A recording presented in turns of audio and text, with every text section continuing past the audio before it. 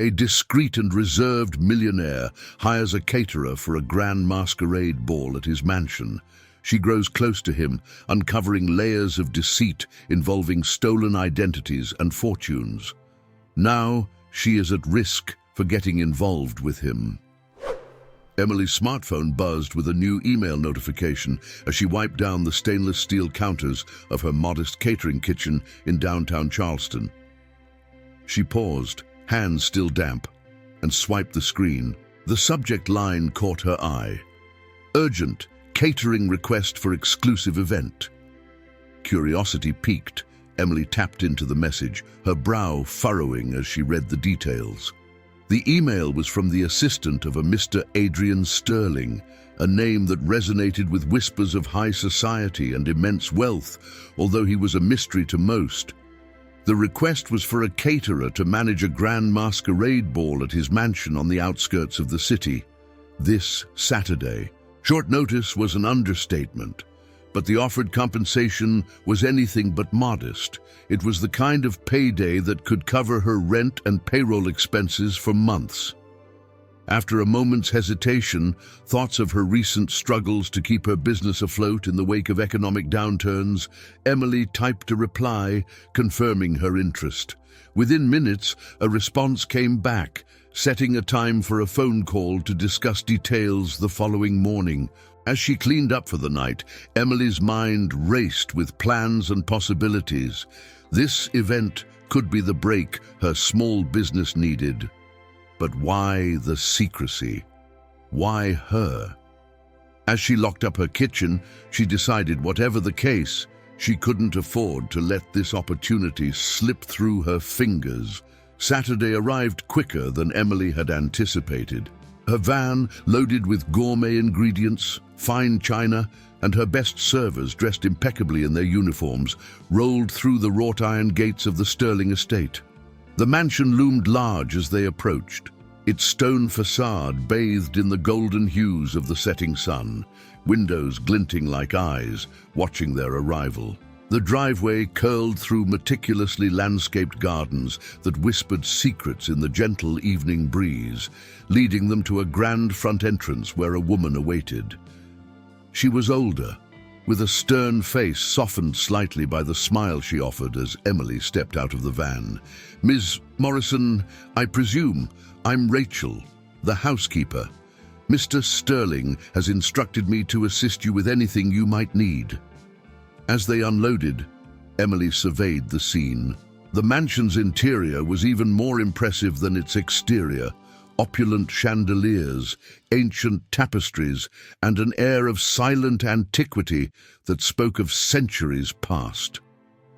Rachel led her through a labyrinth of halls to the ballroom, a vast room with a high, intricately painted ceiling and floor-to-ceiling windows draped in heavy velvet. While her team set up, Emily's gaze was continually drawn to the portraits lining the walls, each depicting individuals who bore a striking resemblance to Adrian Sterling, though none were labeled.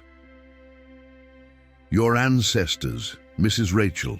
Emily asked casually, trying not to sound too inquisitive. "Yes, the Sterlings have been here for generations," Rachel responded, her voice a mix of pride and something else. Restraint, perhaps.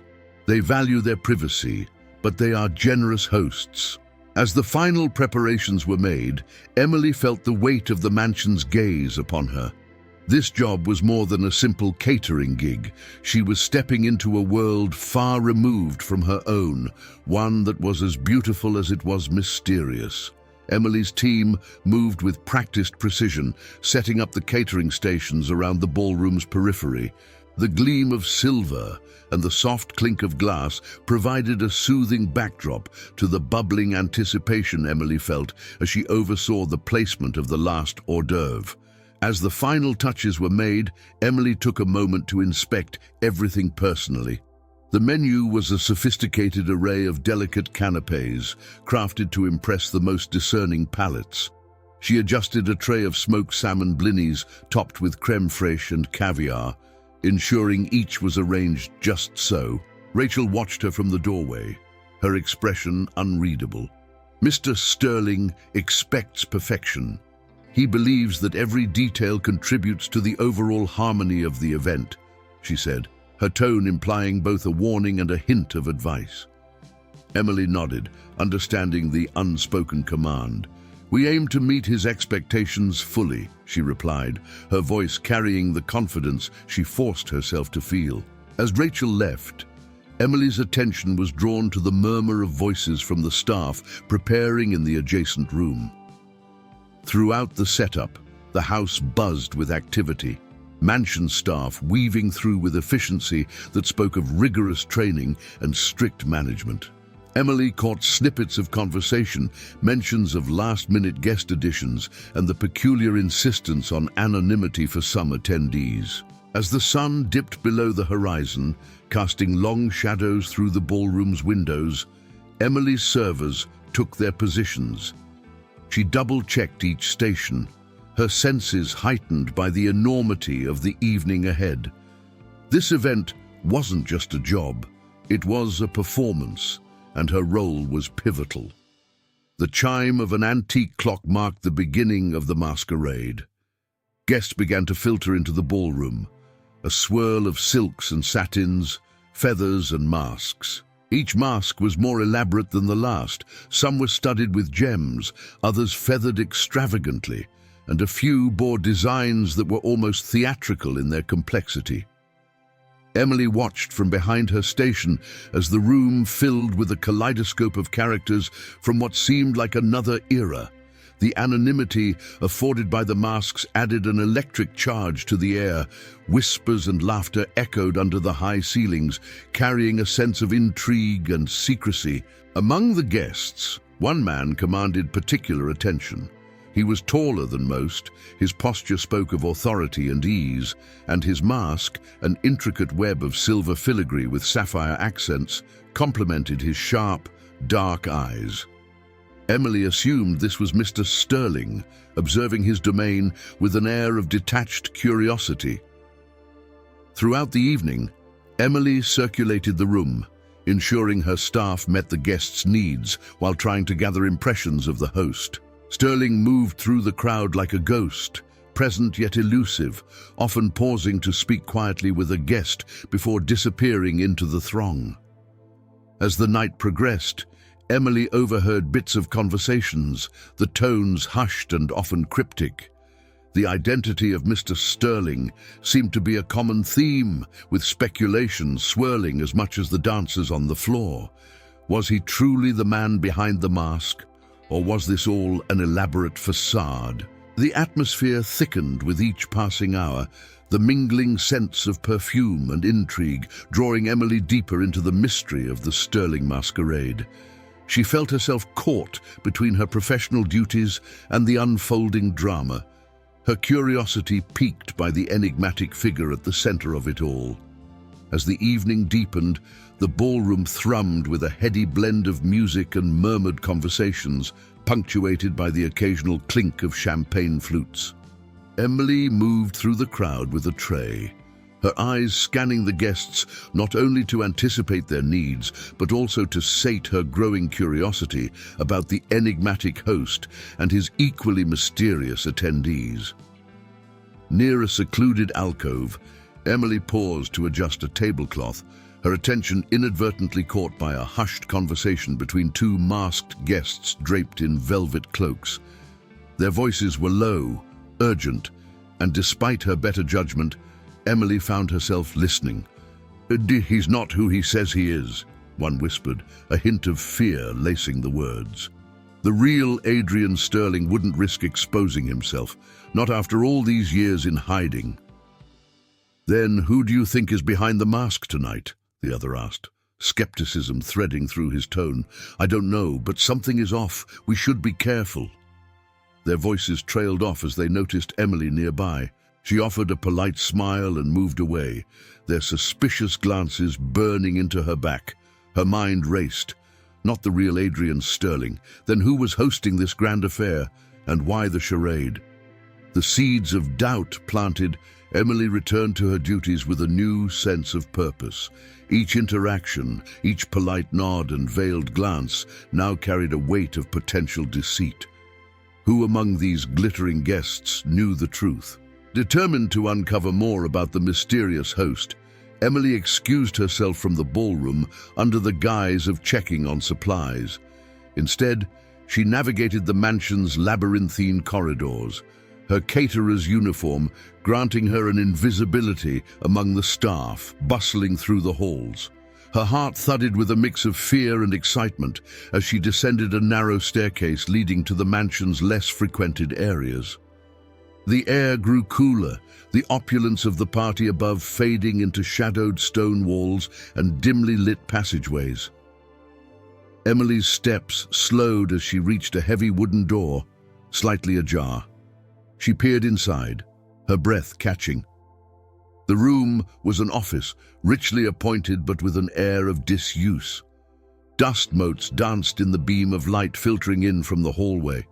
On the desk lay several photographs and documents as if left in a hurried departure. Glancing over her shoulder to ensure she was alone, Emily slipped inside. The photographs were old, yellowed with age, showing a young man unmistakably as Sterling by the strong jaw and piercing eyes. But the name on the documents was not Adrian Sterling. It was Gregory Ashford. Confusion clouded her thoughts. Was this the real identity of their host? She was about to examine the documents closer when a sound from the hallway startled her. Swiftly, she replaced the items as she had found them and slipped back into the shadows of the corridor, her mind racing with the implications of her discovery. Who was Gregory Ashford, and what was his connection to Adrian Sterling? The mansion, with all its whispered secrets, suddenly felt more like a house of cards, fragile and teetering on the brink of collapse. Returning to the bustling energy of the ballroom, Emily felt the weight of her discovery pressing against her conscience. She maneuvered through the crowd, her mind a whirl of questions. The opulent setting, once mesmerizing in its grandeur, now seemed a veneer for darker truths lurking beneath. As she passed a row of towering windows, a firm hand grasped her elbow, pulling her slightly aside. Startled, Emily turned to find Rachel, the housekeeper, her expression stern under the soft light. "Ms. Morrison, a word, please," Rachel said, her voice low and urgent. They stepped into an adjoining room, dimly lit and quieter. Rachel closed the door, her gaze piercing. "I noticed you wandering off earlier," she began, her tone a mix of curiosity and accusation.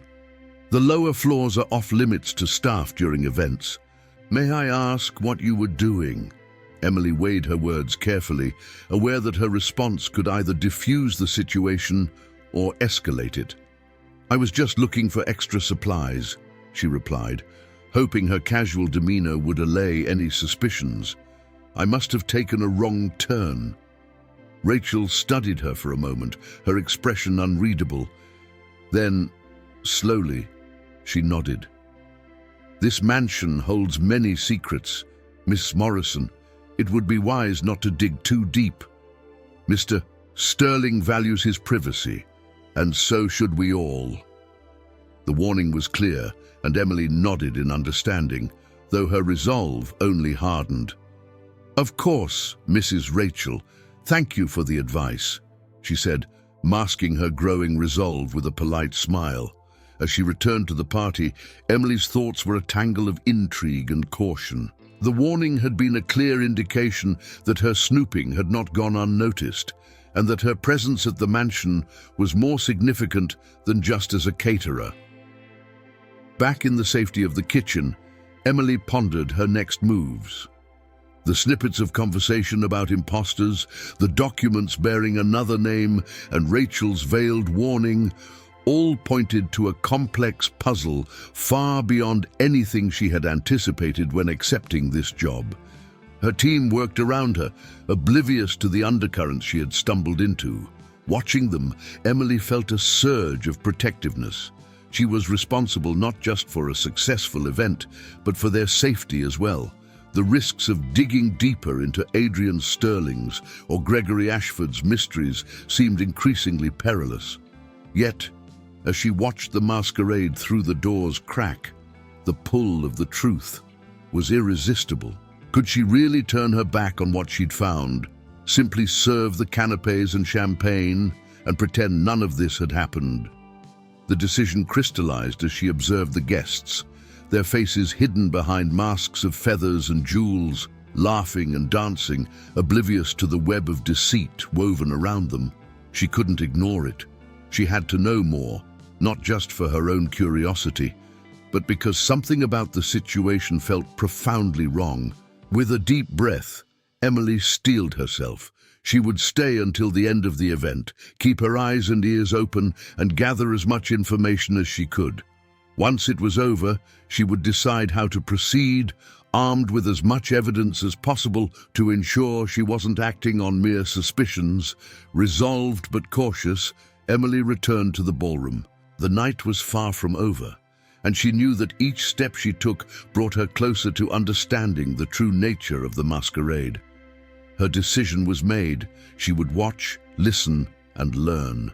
With her decision firmly made, Emily returned to the ballroom, her senses heightened. She continued to serve and observe, her eyes scanning the crowd for any sign of alliance or further deceit. As she moved among the guests, she paid close attention to their interactions, hoping to discern who might share her suspicions or who was in on the secret. Her focus soon settled on Thomas, the charming guest who had earlier shown a keen interest in the mansion's art collection. His mask was less ostentatious than others, suggesting a subtlety that piqued Emily's interest. Throughout the evening, she noticed him observing the other guests with a discerning eye, as if looking for something beyond mere social pleasantries. Seizing a moment when he was alone, Emily approached with a tray of champagne. "I couldn't help noticing your interest in the paintings," she began, testing the waters. "Mr. Sterling has quite the collection, doesn't he?" Thomas's eyes, visible above his mask, lit up with genuine interest. "Indeed, he does. But I find the stories behind these artworks even more fascinating. Sometimes what appears isn't always what is true, don't you think?" His words, loaded with double meaning, struck a chord with Emily. She nodded, lowering her voice. "I believe this whole evening might be a masterpiece of illusion." Thomas studied her for a moment, then smiled slightly. "I was hoping I wasn't the only one who noticed." "Care to share thoughts?"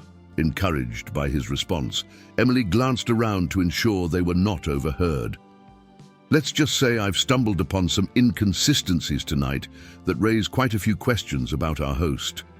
Thomas nodded, his expression serious. "I have my suspicions as well. Perhaps we could be of use to each other. Meet me in the library after the last dance.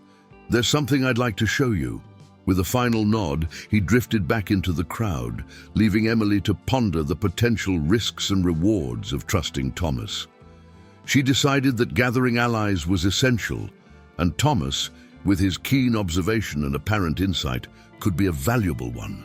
As the evening waned and the last notes of the final dance lingered in the air, Emily excused herself from the kitchen and made her way to the library, her heart pounding with anticipation and anxiety. The library was on the mansion's second floor, a room seldom frequented during such events, perfect for a discreet meeting. She entered the dimly lit room, the walls lined with books that smelled of leather and age. Thomas was already there, standing by a large window, silhouetted against the moonlight. He turned as she closed the door behind her, a serious look on his face. "Thank you for coming, Emily. I know this might seem odd, but I believe we're onto something significant," Thomas said, moving toward a large desk in the center of the room. He pulled open a drawer and took out a small, old photograph. "Look at this." He handed her the photo. It showed a young man, unmistakably a Sterling, standing beside another man she recognized from the office photographs, Gregory Ashford. "I found this hidden in a book about the Sterling family history. According to what I've gathered, Gregory Ashford was a close friend of the Sterling family, disappeared under mysterious circumstances around the same time Adrian Sterling supposedly took over the estate.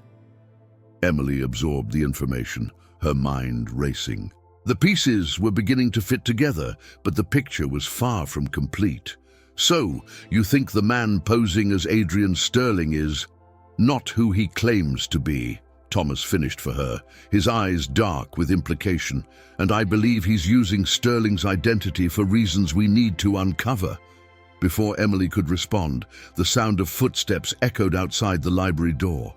They exchanged a panicked look, realizing they were not as alone as they had thought. As the doorknob turned, Thomas quickly stashed the photograph back into the book. "We need to be careful," he whispered urgently. "Trust no one." The door opened, and Rachel stepped in, her face a mask of concern. "Is everything all right here?" she asked, eyeing them both with suspicion. Caught in a compromising situation, Emily's mind raced for an explanation, but the tension in the air was palpable. The stakes were higher than ever, and their discovery promised to lead to even more dangerous ground. The library's air felt thick with tension as Rachel's eyes flicked between Emily and Thomas. Her gaze lingered on Thomas, a flicker of recognition. Or was it suspicion, passing over her features before she regained her composed demeanor? "Miss Morrison, it's quite late, and the guests are beginning to depart," Rachel said, her voice even but firm. "I'm sure Mr. Thomas was just leaving." Thomas nodded, offering Emily a reassuring glance before excusing himself.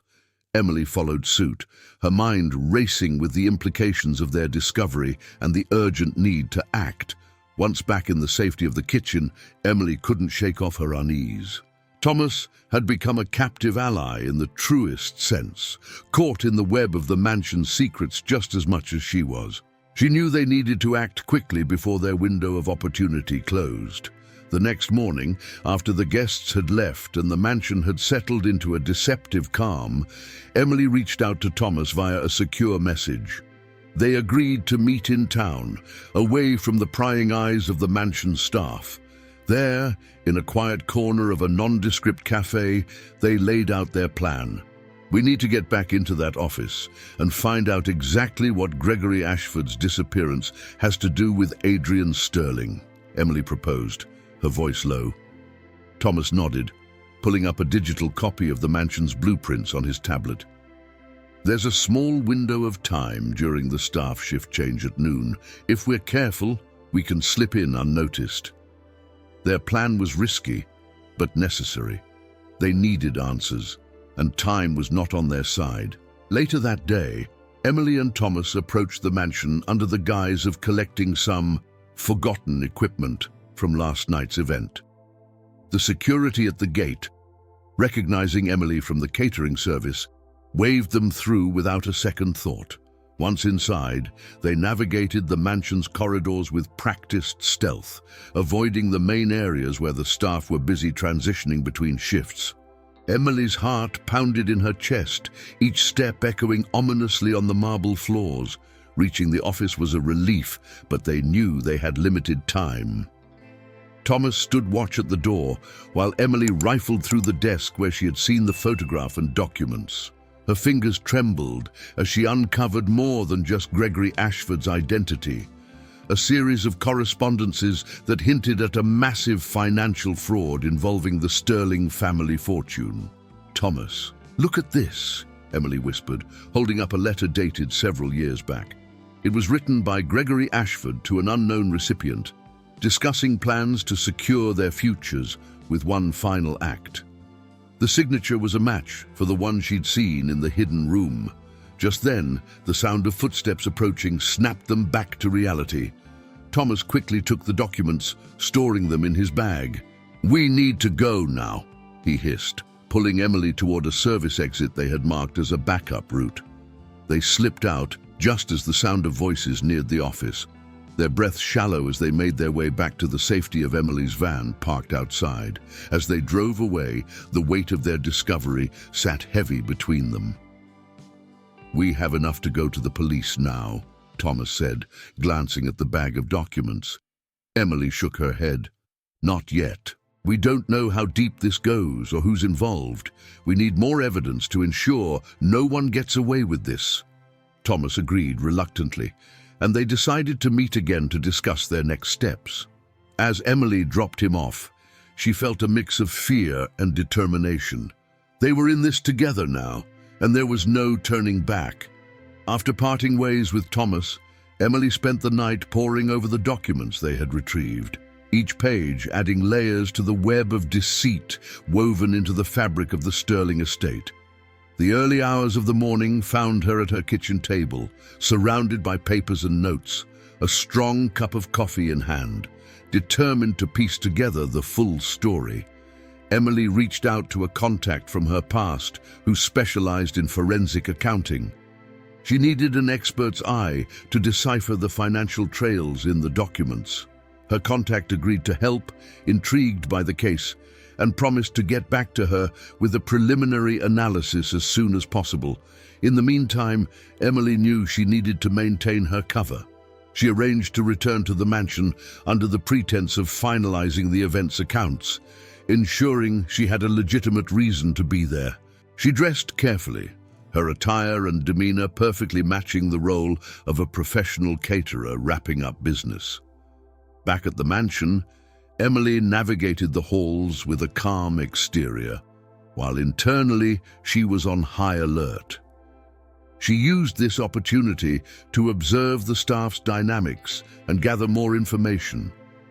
Her friendly and unassuming manner allowed her to re-establish rapport with Rachel, who seemed less suspicious and more open during their interactions.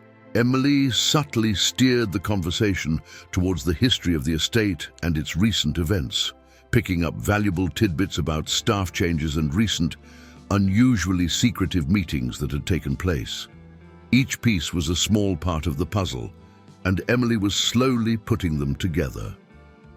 During her time at the mansion, Emily also observed other staff members, looking for potential allies who might share her suspicions or could have been unwittingly involved in the schemes.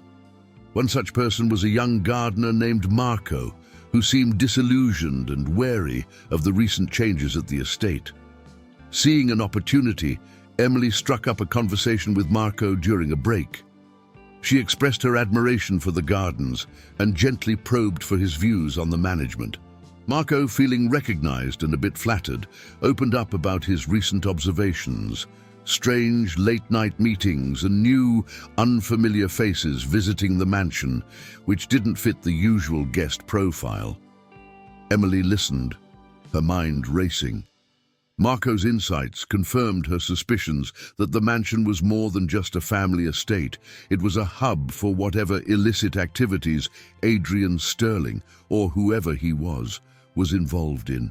Before leaving the mansion, Emily made sure to exchange contact information with Marco, framing it as a potential opportunity for him to do some landscaping work for her catering business.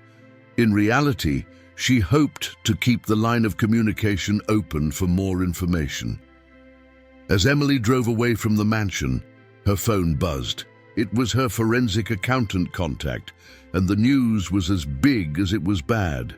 The financial documents pointed to a massive embezzlement scheme with trails leading to offshore accounts and shell companies, all linked back to the identity of Gregory Ashford. Armed with this new information, Emily met Thomas at their usual cafe spot. They reviewed the financial data, and Thomas's expression grew dark. "This is bigger than we thought. It's not just identity theft, it's a full-blown conspiracy." Together, they realized that while they had uncovered significant evidence, they were also more exposed than ever. Whoever was behind this was dangerous, and now that they were closing in, Emily and Thomas had to be exceptionally cautious.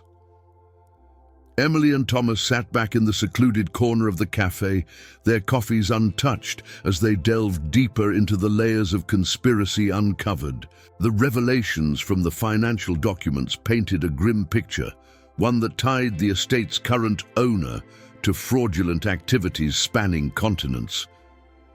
With this level of deceit, we're not just dealing with a swindler, we're dealing with a network, Thomas murmured, his brow furrowed as he sifted through the printouts of bank statements and transfer records. This masquerade isn't just a facade for society, it's a cover for one of the largest financial frauds I've seen. Emily nodded, her mind racing with the implications. We need more concrete evidence linking all this directly to the man posing as Adrian Sterling. If we can find that, we can take it to the authorities. The plan was clear. They had to return to the mansion for one more event, an upcoming charity gala that would be teeming with high-profile guests and, likely, the masterminds behind the masquerade.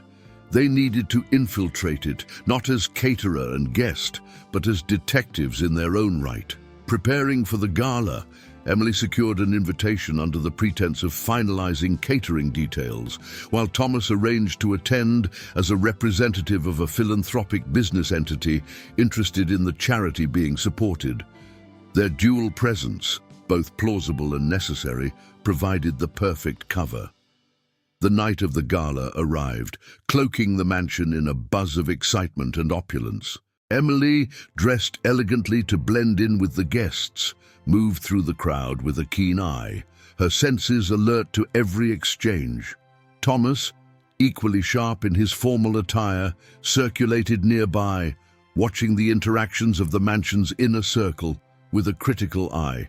Their plan was to use this opportunity to observe the interactions between the so-called Adrian Sterling and his closest associates. They needed to identify any potential cracks in the facade, any slip-ups that could be quietly recorded and used as leverage or evidence. As the evening progressed, Emily noticed a pattern in the way conversations ebbed and flowed around their host. She caught snippets of dialogue that hinted at nervousness about upcoming financial disclosures and new investment rounds, conversations that seemed out of place for a charity gala. Seizing a moment when the imposter was momentarily isolated, Emily approached him with a polite smile, offering a champagne flute. "Mr. Sterling, the evening is a resounding success. Your generosity is the talk of the gala." He took the flute, his mask of charm never slipping. "Thank you, Emily. It's all for a good cause, of course." His eyes, however, didn't match the warmth of his words. They were calculating, guarded. Just then, Thomas joined them, blending into the conversation with ease. "Indeed, it's impressive how much you've managed to organize in such a short time," he said, his tone light yet probing. "I hear your ventures are expanding even further." The question seemed to catch the imposter off guard, and for a fleeting moment his composure cracked. "Yes, well, one has to keep moving forward, doesn't one?" he replied, a hint of defensiveness in his voice. The brief exchange was enough for Emily and Thomas. They had seen the fissure they needed. Excusing themselves politely, they retreated to compare notes. The imposter's reaction had confirmed their suspicions. He was involved deeply and defensively. As they were strategizing their next move in a quiet corner, an unexpected figure approached them, Marco, the gardener. His face was tense, his voice low. "You need to be careful. He's onto you." Overheard him talking to someone about keeping an eye on the caterer who asks too many questions. The warning was stark, the risk suddenly more real and immediate.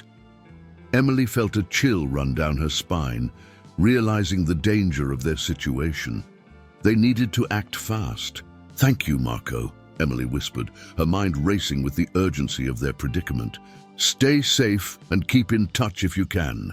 Marco nodded and quickly disappeared back into the crowd, blending in as only someone familiar with the surroundings could. Emily and Thomas exchanged a look, mutual understanding passing between them.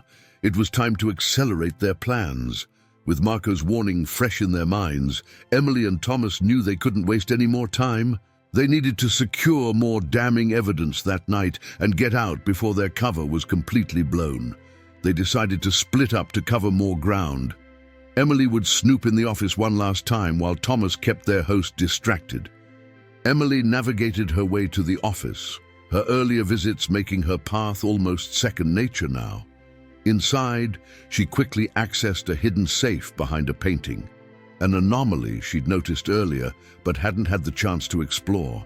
Her fingers worked swiftly, her earlier observation of the host entering the code paying off as the safe clicked open. Inside, she found a trove of documents and a small, encrypted hard drive. Grabbing everything she could, Emily stuffed the items into her sleek evening bag, her heart hammering with the thrill and fear of the heist. Meanwhile, Thomas engaged the imposter and his closest associates in deep conversation, probing their plans and intentions with veiled questions. His charming demeanor and calculated flattery kept their attention, but it was a delicate dance on the edge of a knife. Just as Emily was about to leave the office, her phone vibrated with an urgent text from Thomas. "Get out now. Meet me at the car." She didn't hesitate, moving as quickly as she could without drawing attention. As she made her way out, she noticed through the windows that Thomas was slowly retreating from the gathering, his exit casual but firm. The night air was crisp as Emily exited the mansion, the documents secure in her bag. She hurried to the designated meeting spot, her elegant heels sinking into the soft earth as she moved as quickly as she could. Thomas was already there, leaning against the car, his expression grim. "We have to leave now," he said as soon as he saw her. "They're suspicious, and it won't be long before they realize what's missing." Emily nodded, throwing her bag into the back seat as they both got into the car. Thomas drove off, the mansion receding into the background, its windows lit up like watching eyes. As they drove, Emily pulled out the hard drive and the documents. "We have enough here to blow this wide open," she said, her voice a mix of excitement and anxiety. "But we need to be smart about how we handle this. They'll be on high alert now." Thomas nodded, his eyes focused on the road. "I'll contact a few trustworthy sources I know in law enforcement. We'll need to coordinate with them closely." The drive was tense. Each turn and stop sign a reminder of the potential pursuit. But as they reached the city limits without incident, a cautious relief began to settle in.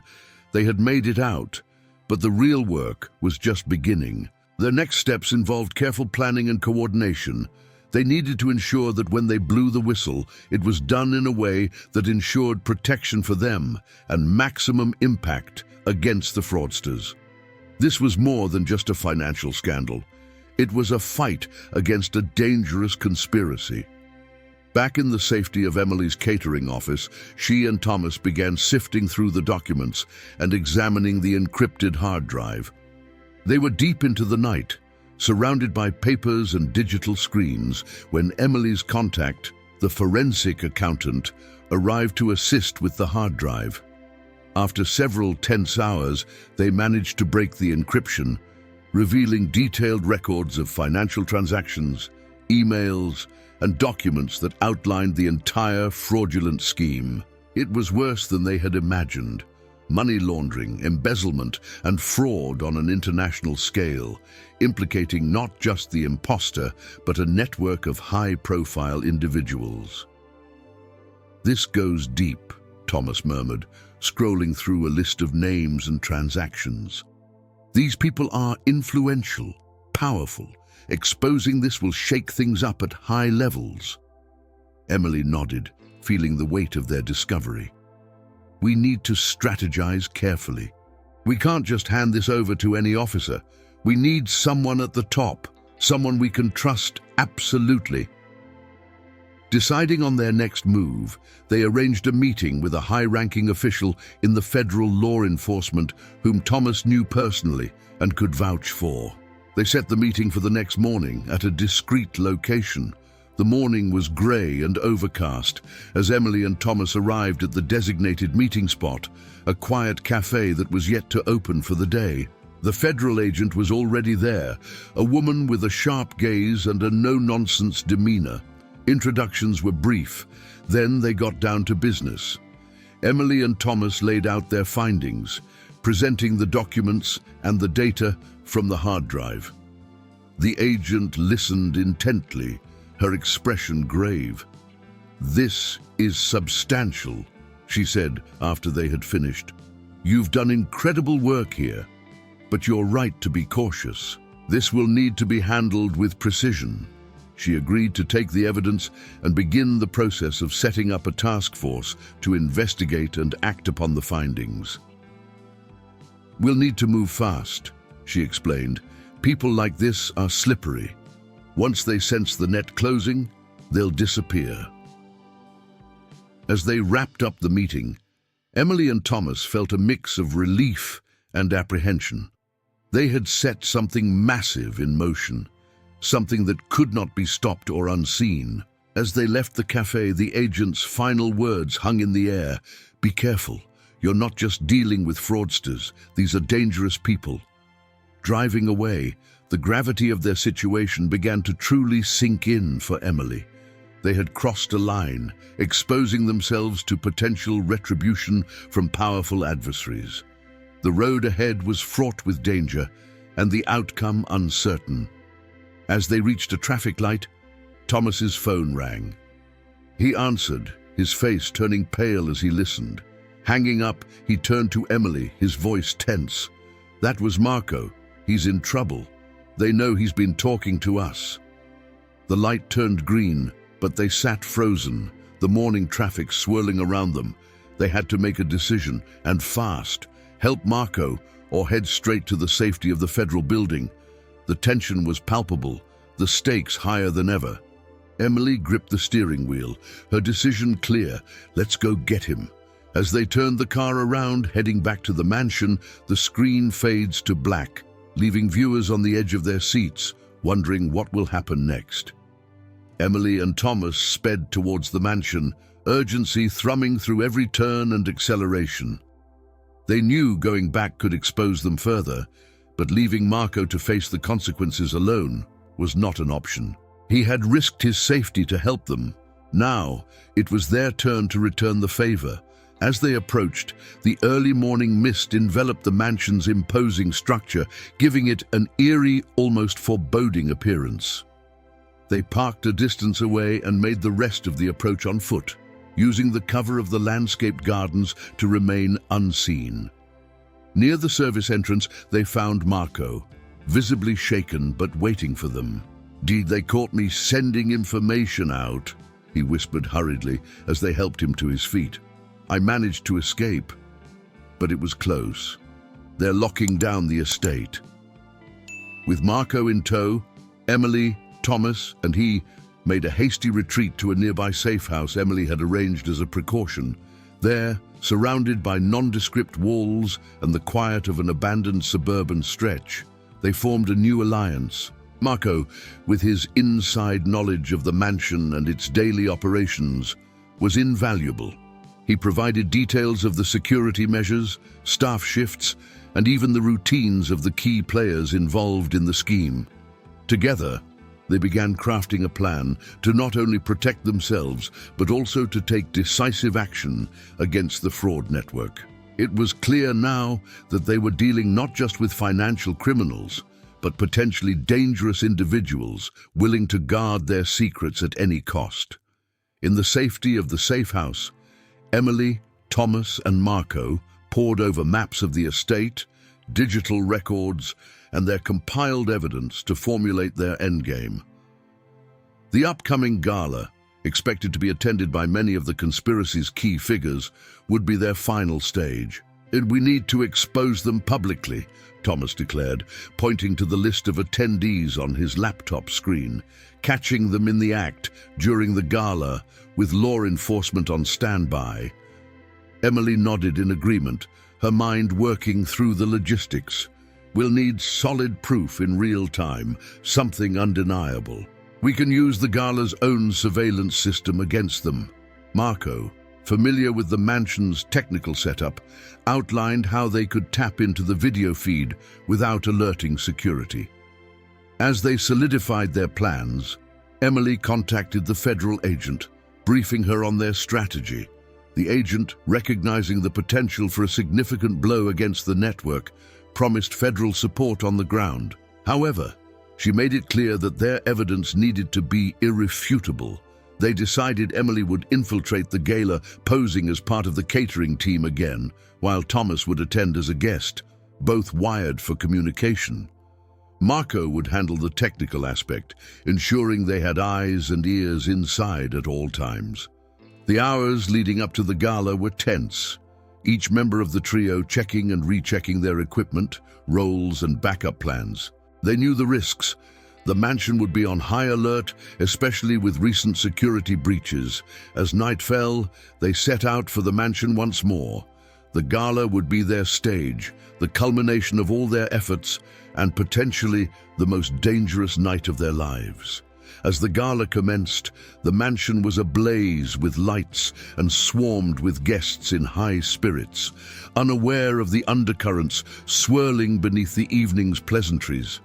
Emily, dressed impeccably in her catering uniform, moved through the crowd with trays of appetizers, her eyes sharp and attentive to the details around her.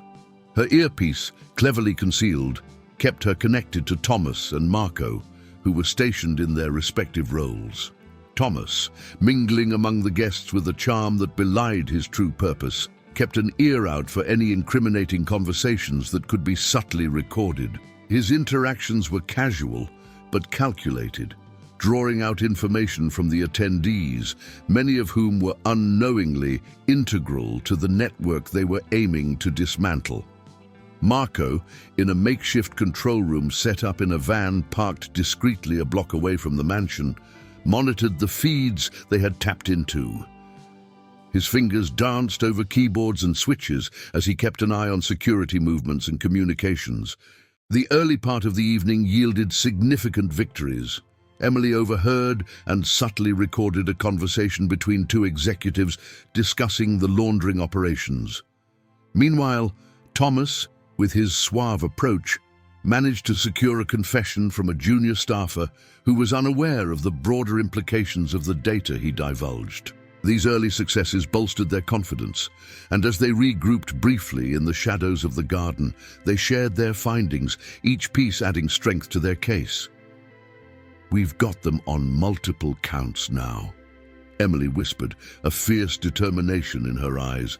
"Let's keep the pressure." As the evening wore on, the gala peaked with its grandeur. The guests were dazzled by an impressive fireworks display, which provided a cover for the trio to enact the most critical part of their plan. Using this distraction, Marco executed a risky maneuver to hack into the mainframe and redirect the live feed to the federal agents waiting in their command center nearby. With the fireworks thundering in the background, Emily and Thomas executed their most daring moves. Emily approached the host, the imposter posing as Adrian Sterling, with a request for a quick meeting to discuss a supposed issue with the catering invoice. Suspicious but obliged to maintain his host persona, he agreed, following her into a secluded study. Once inside, Emily confronted him directly, her recording device discreetly capturing every word. We know who you really are, and we have everything we need to prove it," she stated calmly, her every word measured and clear. The man's initial shock quickly turned to a smug defiance as he began to deny everything. However, Emily was not alone. As they spoke, federal agents, led by the agent they had been coordinating with, burst into the room. They arrested the imposter mid-denial, catching the entire confession on tape. The mansion erupted into chaos as more agents infiltrated the party, detaining key members of the network. Guests scattered, some in shock, others trying to escape the sudden turn of events. As the imposter was led away in handcuffs, Emily and Thomas stood back, watching as their plan unfolded successfully. They had not only exposed a massive financial conspiracy, but also saved countless potential victims from future deceit. The gala, meant to be a celebration, had turned into a scene of triumph for justice. As the authorities took control, Emily and Thomas exchanged a look of relief and muted celebration. They had done it, Against all odds, they had dismantled a network that had seemed untouchable. As the federal agents secured the scene, detaining the criminals and collecting evidence, Emily and Thomas found themselves in the eye of the storm. The once lavish gala had transformed into a site of major legal reckoning. Emily watched as the imposter, handcuffed and flanked by agents, cast a venomous look her way. Despite the danger seemingly contained, she felt the weight of potential retribution heavy on her shoulders.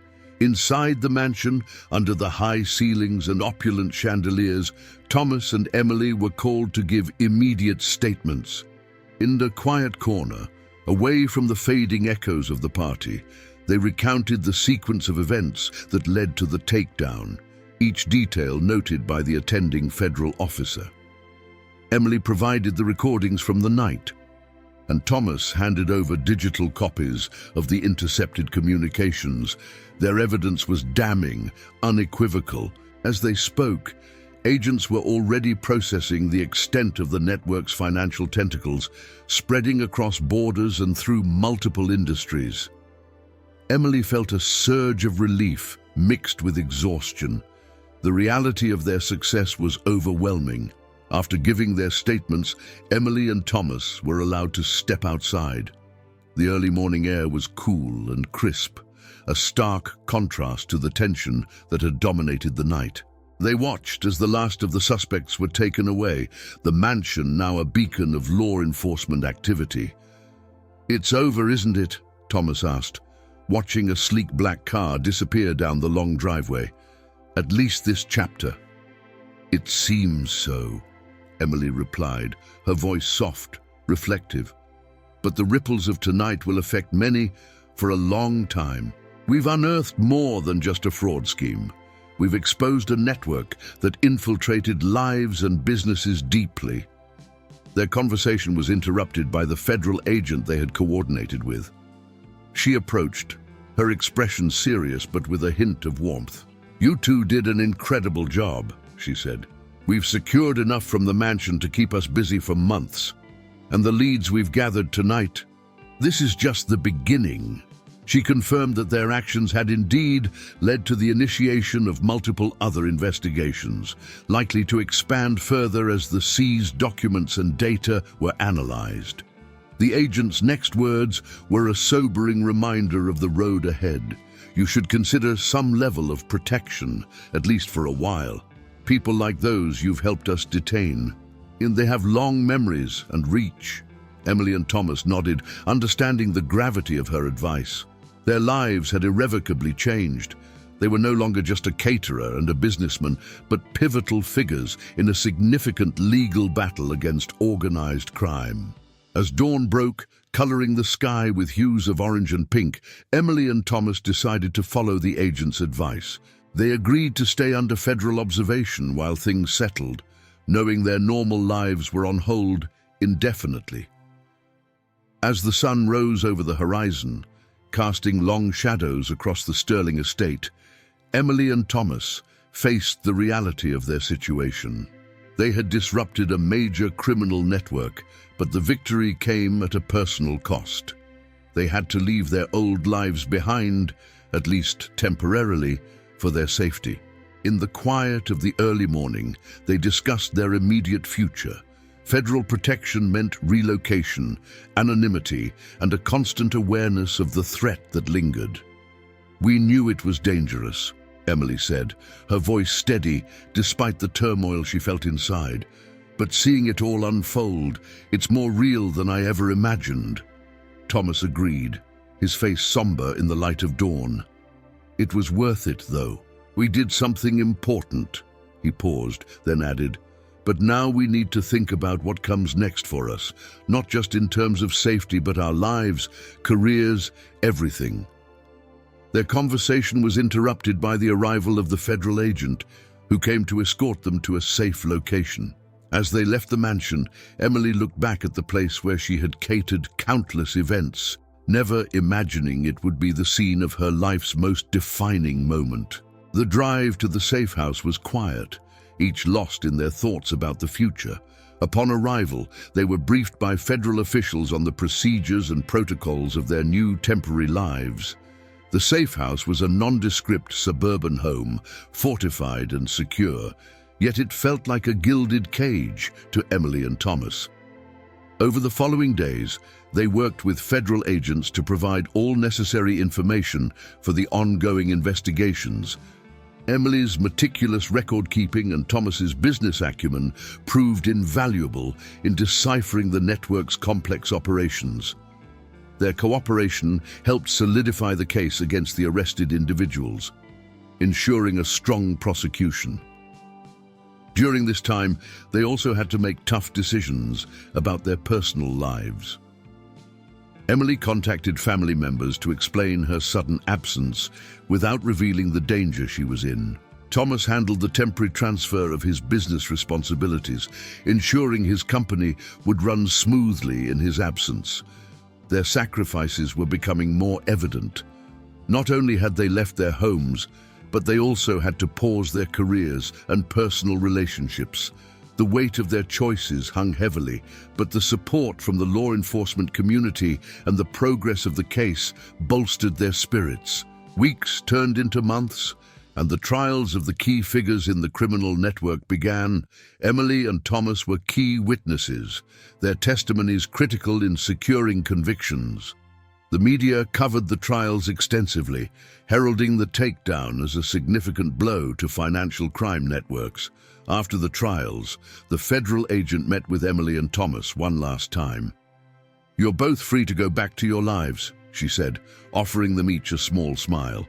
"We've dismantled the network, and those responsible are behind bars. You've both been incredibly brave." Returning to their lives wasn't as simple as it sounded, however.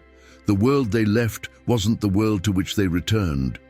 Emily decided to use her experience to advocate for more stringent financial regulations and became a speaker on the risks of financial crime. Thomas used his experience to bolster his business's security measures and began consulting for other companies on similar issues. Their lives had changed irrevocably, shaped by the ordeal they had endured.